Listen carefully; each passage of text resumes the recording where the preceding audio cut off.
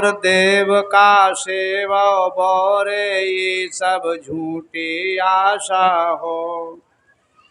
सदगुरु कबीर देव राम नाम का सेवा वीरा साहब कहते हैं, राम नाम का जो भजन कर रहे हो वह किसका कर रहे हो?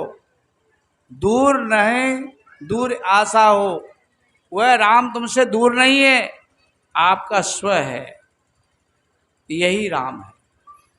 दूर नहीं दूर आशा हो, दूर तो तुम्हारी आशा है कोई भिन्न होगा, ये कल्पना है, मनगढ़ंत है। और देव का सेवा बोरे ये सब झूठी आशा हो। साहब कहते हैं और देवों का क्या सेवन कर रहे हो, ये सब तुम्हारी झूठी आशा है, इस आशा को त्याग कर दीजिए। ऊपर उजर काभो बोरे भीतर अजहू कारव हो, तन के वृद्ध काहबो बोरे मनुआ अजहू बारह हो। साहब कहते हैं ऊपर उजर काभो बोरे, ऊपर ऊपर से सफ़ेद हो जाना, साफ पहनना कोई बड़ी बात नहीं है, अच्छी बात है वैसे तो, परंतु ऊपर से साफ हो और भीतर काला हो तो साहब कहते ये नहीं चलेगी। तो इसके लिए कहते हैं ऊपर उजर काभो बोरे भीतर अजहू कारो, भीतर तो अब भी तुम काले हो, मन में विकार भरे हुए।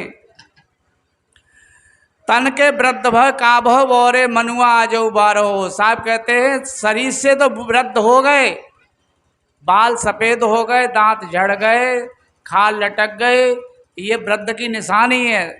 तो तन के वृद्ध कहावो बोरे मनुआ अजहू बारह हो, मन तो आपका अब भी बच्चा है।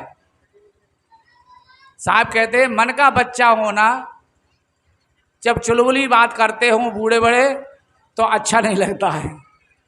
बूढ़े बड़ों को देखते हुए अपने शरीर को सावधानी से बात भी करनी चाहिए, बात में कभी हेर फेर नहीं होना चाहिए, बच्चों जैसी बात नहीं होनी चाहिए।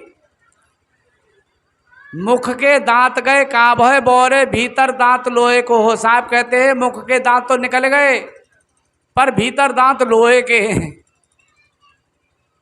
भाई भीतर के दांत क्या करते हैं, फिर चना चबाए विषय के, चना गुण से विषयों के है उनसे वो चबा रहे, काम क्रोध मद लोभ के हो। इस तरह से तन की सकल संज्ञा घट गए हो, देखते देखते शरीर की सारी शक्ति क्षीण हो गई। साहब कहते हैं मन है दिलासा दूना हो, अभी मन में दिलासा दूनी भरी हुई है। ये मन की दिलासा जो होती है यही शरीर को धारण कराती है। इसलिए मन की तमन्ना जो है, मन की दिलासा है, मन की इच्छा है, ये शांत होनी चाहिए। जिसकी मन की इच्छाएं शांत हो गई वह वास्तविक वृद्ध हुआ है। कहें कबीर सुनो हो संतो सकल सयाना पहुना हो।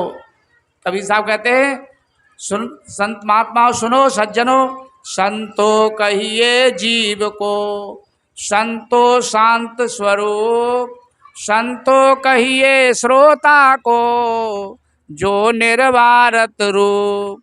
संतो जीव को कहते हैं, संतो शांत स्वरूप को ही कहते हैं, संतो श्रोताओं को कहते हैं। तो जहाँ जितने भी भाई बहन बैठे ये सब संत हैं, क्यों? सब जीव हैं। तो सबके लिए कहते हैं सकल सयाना पहुना हो, सभी सयाने हैं और पहुना कहते रिश्तेदार बत है। जैसे रिश्तेदार होते हैं बड़ी मुश्किल से आते हैं और थोड़े समय में ही मिलजुल करके फिर चले जाते हैं। और यदि मेहमान रिश्तेदार जो आए उनके साथ में आप अच्छा व्यवहार नहीं करोगे तो क्या होगा, फिर नहीं आएंगे। कहते हैं मेहमान क्यों रूठा और रोटी क्यों जली। मेहमान क्यों रूठा और छत क्यों फूटी, उसका उत्तर है पनारा न था। छत में पनारा होगा तो फूटेगी नहीं, पानी निकलता रहेगा। और मेहमान को यदि पनारे आओगे, बस अड्डा तक बैठा रहे आओगे तो देखेंगे वे बहुत अच्छे आदमी है भाई, बस अड्डा तक छोड़ वे आए थे। और वहीं से राम राम कर दोगे तो ये कहेंगे हाँ ठीक है, पर अहंकारी बहुत है। क्यों भाई से राम राम करते ही थे। तो सभी जीव पाहुनावत हैं। साहब कहते हैं इसलिए सबके साथ में सुंदर व्यवहार होना चाहिए। जब आपके साथ में सुंदर व्यवहार कोई करता है तो आपको अच्छा लगता है। इसी तरह से दूसरों के साथ में सुंदर व्यवहार करोगे तब दूसरों को अच्छा लगेगा। राम नाम भज, राम नाम भज, चेत देखो मन माही हो। सदगुरु कबीर कहते हैं राम नाम भज। नाम कहते बोध को। राम का जो बोध है आपका स्वरूप ही है, इसका भजो का मतलब है स्मरण करो। सदगुरु कबीर साहब राम के पक्षधर हैं, परंतु अपने से भिन्न कोई राम नहीं, अपनी आत्मा राम के पक्षधर है। इसलिए कहते हैं राम नाम भज, राम नाम भज, चेत देख मन मायो। शर्त क्या करते हैं? चेत सावधान हो करके देखो, मन माही मन में देखो। साब चेताते हैं, सावधान करते हैं, देखने के लिए कहते हो, मन में देखते हैं। लक्ष्य करोड़ जोर धर गाड़े, चलत डुलावत बाई हो। यहां पर यदि किसी के पास पैसा लाख हो, करोड़ हो, जोर धन गाड़ ले, चलत डुलावत बाई हो, और ऐसे चलते हैं हाथ पैर हिला करके। आदमी चलता है ना झूम के, तो ये अहंकार का प्रतीक है। यहाँ का साहब कहते हैं चलत डुलावत बाई हो। दादा बाबा और पर पाजा जिनके ये हुई भाड़े हो। बड़े बड़े दादाजी चले गए, बाबा जी चले गए, परपाजा कहते हैं उनके पिताजी चले गए, जिनके ये भई भाड़े हो, इनकी सब यादगारी रह गई है। आदर भय येऊ की फूटे, तुम अंधे हो रहे हो, तुम्हारे हृदय की फूट रही है, तिनकाए सब छाड़े हो। वे जैसे छोड़ के चले गए, ऐसे ही तुम भी चले जाओगे। इसलिए सावधान हो जाओ। ई संसार असार को धंधा, ये संसार है वह सार का धंधा, इसमें कोई सार नहीं है। अंत काल कोई ना ही हो, अंत के समय पर कोई नहीं है। अंत के समय पर सब छोड़ के चले जाएंगे। उपजत बिनसत बारन लागे, ज्यों बादल की छाई हो।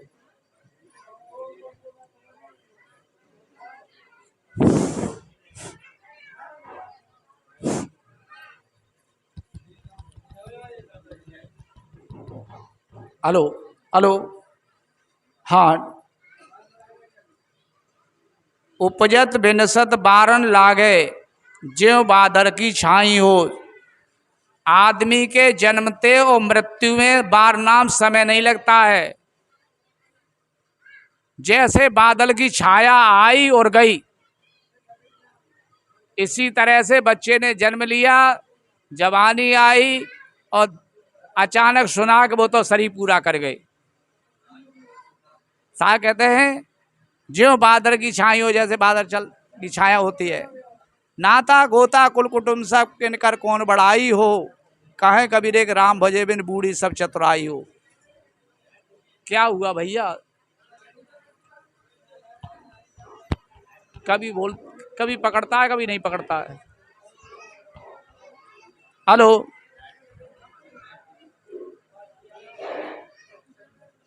हेलो हेलो हेलो,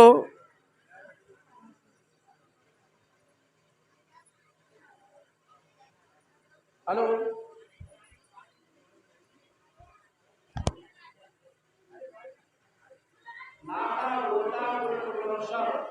इनकर कौन बड़ाई हो। लोग नाते को देख करके, गोताओं को देख करके, नाते गोते लोग देखते ही भी हैं और अपने आप को बड़ा कहते हैं, दूसरों को छोटा कहते हैं। साहब कहते हैं इनकर कौन बड़ाई हो, इनसे क्या बड़ाई होती है। कहें कबीर एक राम भजे बिन बूढ़ी बर सब चतुराई हो। जिसने राम भजन नहीं किया, जिसने सेवा नहीं की, जिसने सत्संग नहीं किया, उनकी बात है। तो बूढ़ी सब चतुराई, उनकी सारी चतुराई होशियारी सब बूढ़ गई। इसका मतलब है नाता गोता कैसा भी हो, हमने निवेदन किया था सभी श्रेष्ठ हैं, कोई छोटा नहीं, कोई तुच्छ नहीं है। इसलिए आप किस डिग्री में आते हैं, जिस डिग्री में आते हैं वही सम्माननीय है, आदरणीय है। आप अपने आप को तुच्छ न समझें। राम नाम बिन मिथ्या जन्म गमाया हो। साहब कहते हैं इस राम के अपने स्वरूप के बिना मिथ्या जन्म गमाया हो। आपका जीवन मिथ्या है, बेकार है। इसलिए इसको सार्थक बनाने के लिए सेमर से सुआज्यों जहड़े ऊन परे पछताई हो। जैसे मदपी गांठ अर्थ दे घरों की अकल गमाई हो। सेमर का वृक्ष होता है, उस पर फल लगता है, फूल लगता है, देखने में वह फूल बहुत सुंदर होता है। तो उसके लिए यहाँ पर उदाहरण दिया है। और सुआ तोता उसके लिए सेवन करता है, प्रतीक्षा करता है कि आज इतना बढ़िया फूल है, ये किसी दिन तो फल पकेगा। और देखते ही देखते जब पकता है उसमें चोंच मारता है, उसमें रुई निकल जाती है। क्या निकलती है? रुई निकल जाती। और रुई निकलने पर है ना, कोई दिक्कत ना, रुई निकल जाती है, कुछ नहीं होता, कुछ नहीं मिलता खाने की। वह आशा तो करता है बढ़िया फल मिलेगा, रस मिलेगा, वह कुछ नहीं मिलता। साहब कहते हैं ऊन परे पछताइयो। रुई सी निकलती है, ऊन सी निकल जाती है, फिर पछताता है। इसी तरह से आदमी का जीवन है, बड़ी बड़ी कामना करता है कि हमारे बेटा बड़े होंगे तो हम ऐसा करेंगे, वैसा करेंगे, और धन कमा लेंगे तो ऐसा होगा, वैसा होगा। साहब कहते हैं पीछे पश्चाताप ही मिल हाथ रह जाता है। दूसरा उदाहरण देते हैं, जैसे मदपी गांठ अर्थ दे घरों की अकल गमाई हो। शराबी का उदाहरण देते हैं। शराबी जैसे गांठ से पैसा देता है और जब दारू पी लेता है तो उसकी जो अकल होती है वो भी गायब हो जाती है। राजस्थान के जिला टोंक की घटना है। जाति से मीणा समाज के थे और जाति से सरपंच थे। शराब पीते थे, शराब पीने की आदत थी। एक बार तो ऐसा हो गया, शराब पीते कर आए थे और गांव के बाहर ही और गिर गए। और गिरे वहां पर, यहाँ पर बच्चे टट्टी बट्टी कर जाते थे, तो सरपंच साहब का एक हाथ टट्टी पर गिर गया। देखने वालों ने देखा तो कहा, अरे सरपंच भाई ने का तो ख्याल किया करो, इतना नशा पता नहीं करते, देख तो तेरा हाथ गंदगी में गिर गया। तो हाथ को अपनी छाती पे मारते हुए कहता है ये मर्दों के काम है, मर्दों के। अपनी छाती को लिसेल ली। फिर कहा कि तुमने ये अपने छाती लिसेल ली है। फिर कहते हैं हाथ मुंह पर डालते हुए कि ये मोछों वालों का काम है, अपना मुंह खराब कर लिया। तीसरा व्यक्ति आया, उसने देखा कि भाई साहब ये तो रोज का काम है इनका, इनसे कुछ मत कहो, हो सकता है तुमको छू ले, तुमको भी गंदा कर दें और कहें कि तुमको ने बहुत अच्छा समझाया। साहब कहते हैं जैसे मदपी गांठ अर्थ दे घरों की अकल गमायु। हमने बड़े बड़े लोगों को देखा है। बाड़ी के पास रानपुर था, यहाँ पर भी एक गुजर समाज के सरपंच साहब थे। राइफल लेकर के आए थे, नशा करके जा रहे थे, तो करमपुरा में बीच में पड़ता है एक गांव, वहाँ पर नाली में पड़े थे। गांव के लोगों ने देखा कि भाई साहब नशा में पड़े हुए हैं, तो उनकी जेब से पैसा और राइफल ले जा करके घर दी। उनके बच्चों से कहा जा करके अपने पिताजी को ट्रैक्टर ले जाओ, वहां से उठा के लाओ, डरे वहां करमपुरा पे। तो साहब कहते हैं इस तरह से घर की अकल जो होती है जमापद, वो भी गायब हो जाती है। इसलिए जितने भी नशा पत्ता करने वाले भाई बहन हैं उनको चाहिए अपने जीवन को संभालना चाहें तो नशा पत्ता से मुक्त रहें। तन मन करता कौन खराब, अंडा मछली और शराब, क्या खाने से होगी भलाई, साग सब्जी दूध भलाई, बढ़िया खान पान रखो। ये सदगुरु कबीर का कहना है यहाँ पर। स्वादे बौद्र भरे धो कैसे ओसे प्यास न जाई हो, दर्भहीन जैसे पुरुषार्थ मन ही माँ तबाई हो। स्वाद से कहीं पेट नहीं भरते हैं। साहब कहते हैं भला तुम ही बताओ, स्वादे बौद्र भरे धो कैसे कैसे भरेगा, ओसे प्यास न जाई, ओसे के प्यास चाटने से कोई प्यास जाती है, पानी पीना पड़ता है। और दर्भहीन जैसे पुरुषार्थ, जिसके पास पैसा नहीं है वो पुरुषार्थ करना चाहे तो नहीं कर पाता है, मन ही माँ तवाइयो, मन ही मन में पश्चाताप करता रहता है। गांठी रातन मर्म नहीं जाने, पारग लीना छोरी हो, कहे कबीर अवसर रतन मिले बहोरी हो। गांठी रतन मर्म नहीं जाना, आदमी की गांठी में पैसा तो है पर उसके रहस्य को नहीं जानता है। तो साहब कहते हैं पारग लीना छोरी हो, जो पारग जिनके पास है विचारवान है वो खोल लेते हैं। प्रत्येक भाई बहन के पास अपार भंडार भरा हुआ है। साहब कहते हैं गांठी रतन, प्रत्येक भाई बहन के पास गांठी भरी हुई है, माल है, धन है, अपार है वो अभी, पर मर्म नहीं जाने, जानते नहीं। आदमी के पास पैसा हो और जानता नहीं हो वही कंगाल होता है, जब पता ही नहीं है उसको। तो यहां कौन से पैसे की बात करते हैं, कौन से धन की बात करते हैं। ज्ञानियों की दृष्टि में सद्गुण संपत्ति है।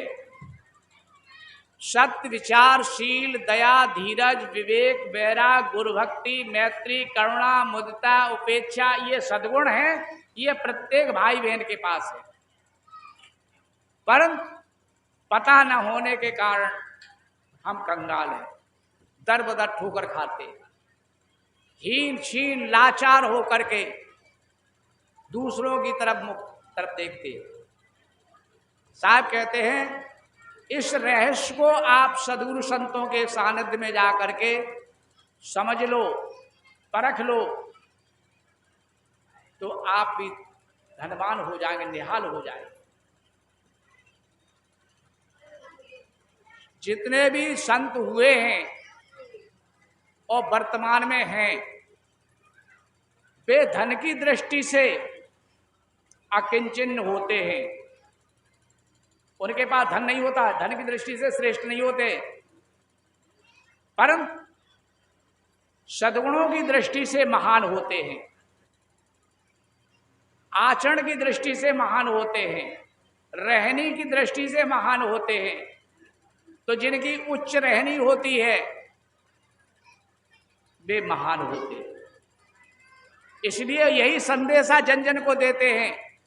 गृहस्थी में भी जिन भाई बहनों की अच्छी रहनी होती है, अच्छी बोलचाल होती है, वे भाई बहन गृहस्थी में भी सम्मान पाते हैं।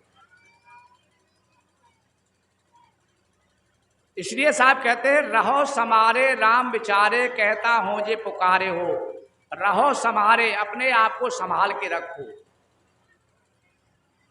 राम विचारे, आप राम हैं, विचार कीजिए। कहता हूं जो पुकार हो, मैं पुकार करके कह रहा हूं, उच्च स्वर में कहता हूं। मूड़ मुड़ाए फूल के बैठे, मुद्रा पैर मंजूसा हो, ते ऊपर को छाल लपटे, भीतर भीतर कर मूसा हो।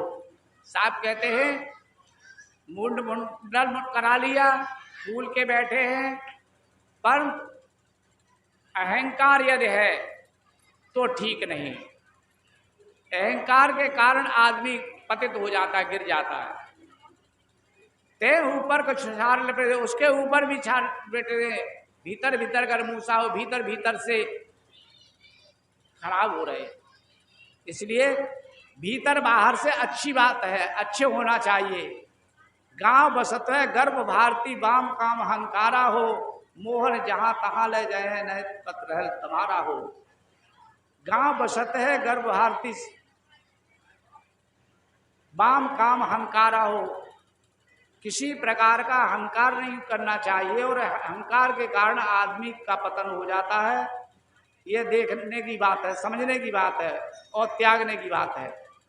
मोहन जहाँ तहाँ ले जाए नए पत्र हल तुम्हारा हो, माज बजरिया बसे तो जाने जन हो से धीरा हो, निर्भय भयता गुरु की नगरिया सुख शोभे दास कबीरा हो। साहब कहते हैं निर्भय भयता गुरु की नगरिया, आदमी को निर्भय रहना चाहिए। निर्भय कब रहेगा? जब उसको अपने स्वरूप का यथार्थ बोध होगा। यथार्थ बोध क्या है? कि मैं नित्य सत्य अखंड अविनाशी हूं, मेरा किसी प्रकार से नाश होने वाला नहीं है। गीताकार कहते हैं नैनम छिद्रंती शस्त्राणी, मुझे कोई भी प्रकार का हथियार छेदन नहीं कर सकता है। सारे हथियार फैल। नैनम दहत पाव का, अग्नि जला नहीं सकती है, पानी गीला नहीं कर सकता है, हवा सुखा नहीं सकती है, हैं? जब इसको ऐसा बोध होगा, जिस भी भाई बहन को ऐसा बोध होगा, तो निर्भय हो जाएगा। अफसोस इस बात का है कि आदमी शरीर को मैं और मेरा मानता है। साहब कहते हैं शरीर तुम्हारा है, ठीक है, पर तुम शरीर नहीं हो। शरीर तो कपड़ा तुल्य है। शरीर को ढकने के लिए कपड़ा पहन लेते हैं ना। गीता में दूसरा श्लोक आया है, वासांस जीर्णानि यथा विहाय नवान गृह्णाति नरोपराणि तथा शरीराण विहाय जीड़ा नन्यान संयात नवान देहि। जैसे मनुष्य पुराने वस्त्रों को छोड़ करके नए वस्त्रों को पहन लेता है, इसी तरह से आत्मा भी पुराने शरीर को छोड़ करके नए शरीर को धारण कर लेती। इसमें भय की क्या बात है? जब पुराने वस्त्र छोड़ करके नए वस्त्र पहनते तो खुशी की बात होती है, अच्छा लगता है। ऐसे पुराना शरीर छूट जाए और नया मिल रहा हो तो अच्छी बात है कि बुरी बात है? पर आदमी बूढ़ा हो जाता है, पर शरीर छूटने के कगार पर है, वो छोड़ना नहीं चाहता है। परिवार वाले भी रोते हैं, बूढ़ा आदमी रो जाए। कल तक कहते थे भगवान कैसे मिट्टी समेट ले। कोई दादा बूढ़े हो, उनसे बैठा उठाया नहाना धोना नहीं होता हो, दिक्कत हो, तो वो भी कहते हैं मिट्टी समेट जाए तो ठीक है, और घर वाले भी कहते हैं मिट्टी समेट जाए वो तो ठीक ही है।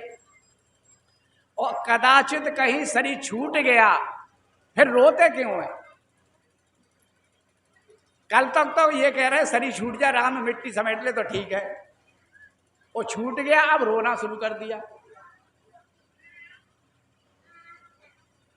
यह व्यामोह है। साहब कहते हैं यह हमको निर्भय नहीं होने देता है। निर्भय भयता गुरु की नगरिया सुख शोभे दास कबीरा हो। जो भी भाई बहन गुरुमुखी हैं, जिनको बोध हुआ है सत्संग से, स्वविचार से, वही सुख से सोते हैं। और सुख से सोने के लिए एकमात्र यही उपाय है, आदमी को सेवा करनी चाहिए। संत कहते हैं उन्नत का साधन सेवा है। जैसे अंत शुद्धि होती है, पर लोभी मोही अभिमानी सेवक पद पाना क्या जाता। सेवक पद बहुत उच्च पद है। जिसने सेवा के रहस्य को समझ लिया,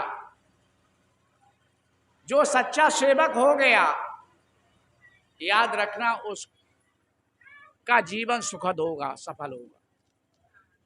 इसलिए प्रत्येक भाई बहन को सेवा भाव रखना चाहिए।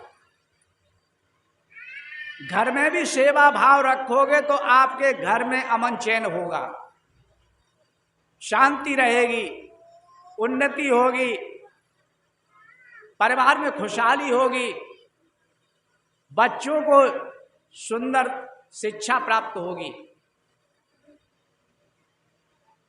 क्षेम कुशल और सही सलामत, कहो कौन को दीना हो। साहब कहते क्षेम कुशल और सही सलामत, कहो भला तुमको किसने दे दी है? कहो कौन को दीना हो, किसको दे दिया है आपने? ये देने लेने की बात नहीं है। अपने आलस और अहम के कारण हमारी कुशल, क्षेम कुशल और सही सलामत समाप्त हो जाती है। हमारे दो शत्रुएं याद रखना, कौन? आलस और अहम। आलस तो कुछ करने नहीं देता है और अहम किए हुए गुरु को गोबर कर देता है। इसलिए कभी भी अहंकार नहीं करना चाहिए। कितने भी आप होशियार हो, कलाकार हो, धनवान हो, बलवान हो, बुद्धिमान हो, ये अहंकार के लिए नहीं। अच्छी बात है, आपके पुरुषार्थ से प्राप्त हुई है, सौभाग्य से प्राप्त हुई है, आपकी मेहनत से प्राप्त हुई है। और दूसरी बात, आलस नहीं करना चाहिए। आलस्यम कुतो विद्या सूत्र कहता है, आलसी व्यक्ति के लिए विद्या कहाँ है। और विद्या प्रत्येक भाई बहन को आवश्यक है, जरूरी है। और विद्या कैसे प्राप्त होती है? विद्या ददात विनयम, विद्या विनय से प्राप्त होती है। जब आपका हृदय विनम्र होगा तो विद्या आएगी, और आपका हृदय विनम्र नहीं है तो विद्या नहीं आएगी। सिमिट सिमिट जल भर है तलावा, जिम सद गुण सज्जन पहियावा। वर्षावास में जैसे सिमट सिमट करके पानी कहाँ इकट्ठा होता है? तालाबों में, गड्ढों में, झीलों में, नदियों में चला जाता है। जिम सदगुण सज्जन पहियावा, इसी तरह से सदगुण सज्जनों पे आते हैं। क्यों? सज्जन विनम्र होते हैं। प्रत्येक भाई बहन को ध्यान रखना है, हमें विनम्र बनना है। विनम्रता से ही विद्या आएगी, और विद्या से ही खुशहाली आएगी, और खुशहाली सबको चाहिए। ऐसा कोई भाई बहन है जिसको खुशहाली नहीं चाहिए?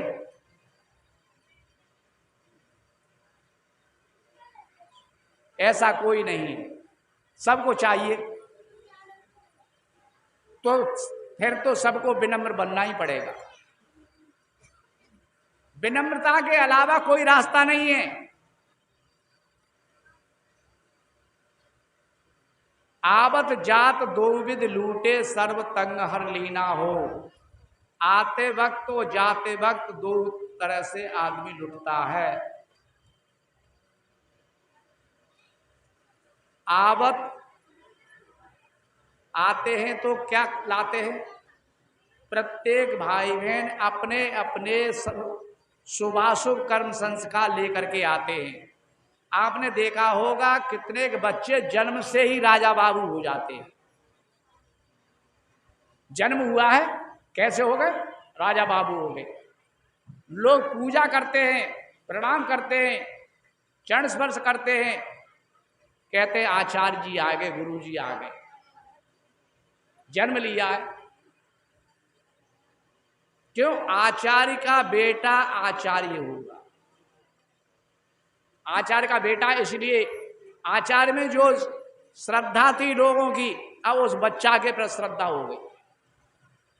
देखते ही देखते उसी तरह से पढ़ाई लिखाई की, वो है तो बच्चा ही, उसने भी पढ़ाई लिखाई की, पढ़ लिख करके धीरे धीरे समय पा करके फिर आचार्य जी बूढ़े हुए और वह बच्चा उस जगह पर बैठा, बच्चा ने संभाला। तो इसलिए आवत जात, आते वक्त और जाते वक्त, जाते वक्त क्या है? जितना भी जाते हैं यही सब छूट जाता है, पर संस्कार फिर भी जाते हैं। जैसे आया था संस्कार लेकर के, ऐसे ही जाते समय भी संस्कार लेके जा रहा है। बाहर की संपत्ति, मकान, दुकान, प्लाट, कारखाने ये तो नहीं जाते हैं। इनमें जो किया हुआ हमारा जो शुभ संस्कार था वो संग जाता है।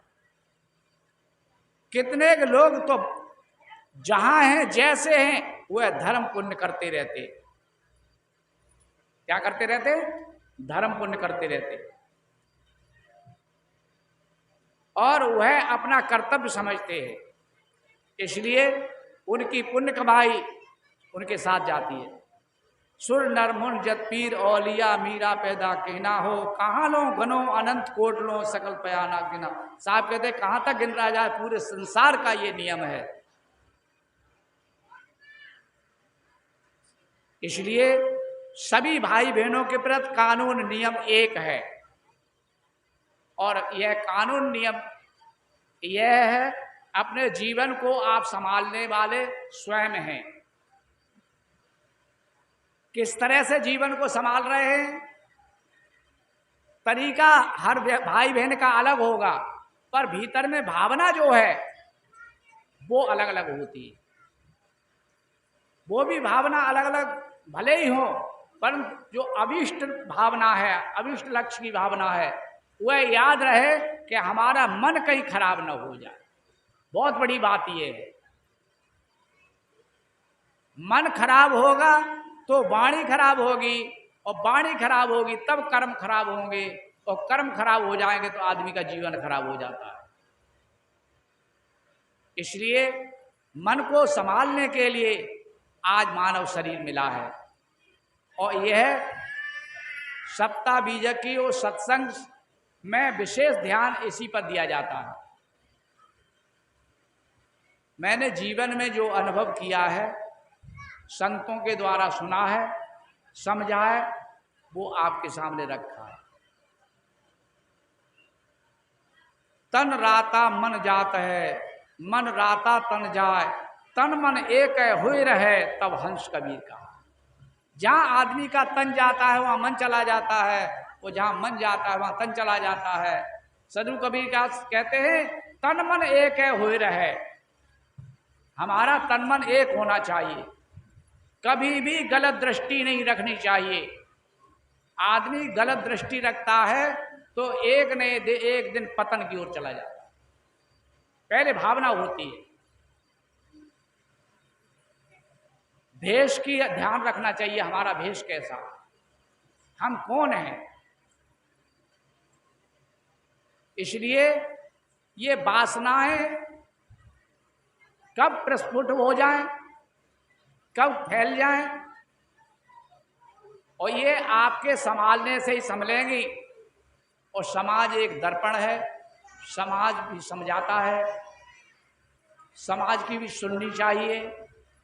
यदि कोई हमारे पर दया करके समझाने का प्रयास करता है तो उसका उपकार, उसका एहसान मानना चाहिए।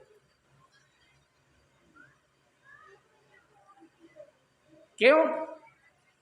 जब कभी भी कोई अपना होता है तो अपना ही आदमी अपने को संभालता है। अपने सुधार है, अपने बिगाड़, यह विचार सुधार निज पर ध्यान देना चाहिए। और दूसरी बात यह है, जो अगुआ होते हैं ना, अगुआ को बहुत सावधान रहना चाहिए। अगुआओं से ही पीछे वाले लोग संभल लेते, सीखते हैं। जब इंजन गड़बड़ा जाता है तो पीछे डिब्बाओं का क्या हाल होगा, उनका भी हाल बेहाल हो जाएगा। तो इसलिए समाज के जो समझदार भाई बहन हैं उनको बहुत सावधानी की आवश्यकता है। कहीं हमारी दृष्टि ओझल न हो जाए, गलत न हो जाए, इतना ध्यान रखे। तो यदि कोई दया करके समझाता है तुरंत ही अपनी गलती को स्वीकार कर लेना चाहिए। कहते हैं गलती कर मंजूर कर ले हृदय उसे इंसान कहते हैं, और गलती कर मंजूर नहीं करे उसे शैतान कहते हैं। गलती पर और गलती करे उसे हैवान कहते हैं। जीवन में गलती नहीं करे तो उसे भगवान कहते हैं। जीवन में गलती नहीं करे तो उसे भगवान कहते हैं। बन न सको भगवान अगर तुम कम से कम इंसान बनो, मति कभी शैतान बनो और मति कभी हैवान बनो। शैतान और हैवान नहीं बनना है, कम से कम इंसान तो बनो। याद रखना, आज सदगुरु कबीर साहब के मंच से हम निवेदन कर रहे हैं, प्रत्येक भाई बहन भगवान और भगवती हैं, देवी और देवता हैं। कबीर साहब कहते हैं, देवी और देवता जिसने प्राण मात्र को देखा, मिट्टी और पत्थर की पिंडी को मिट्टी ही देखा। मन वाणी कर्मों की शुद्धता जिसने पूजा मानी, साधु संग और गुरु उपासना उपदेशों का दानी। जग का मंगल करने सदा जो अपने में तर्पित है, ऐसे गुरु कबीर के पद में श्रद्धांजल अर्पित है। ऐसे गुरु कबीर के पद में श्रद्धांजल अर्पित है। देवी और देवता जिसने प्राण मात्र को देखा। कबीर साहब कहते देख सको तो देख लो, समझ सको तो समझ लो, बहुत सुनहरा मौका है। घट घट में वही साईं बसत है, कटुक बचन मत बोल रे तो पीऊ मिलेंगे। घूंघट के पट खोल रे तो पीऊ मिलेंगे। सदगुरु कहते कटुक वचन मत बोल, चाहे भाई हो या बहन हो, याद रखना किसी को गंदी गाली मत देना। शर्त ये रखी है, यदि गाली दे रहे हो तो किसको दे रहे हो? भगवान को भगवती को ही दे रहे हो, देवी और देवताओं को ही दे रहे हो। बहुत ही निर्मल मन बनाने की आवश्यकता है, बहुत ही सावधानी की आवश्यकता है, सजग की आवश्यकता है। सावधानी ही साधना है, सावधानी हटी कि दुर्घटना घटी। हमने थोड़ी बातें करी, आपने बड़े ध्यान से प्रेम से शांति का परिचय देते हुए श्रवण किया।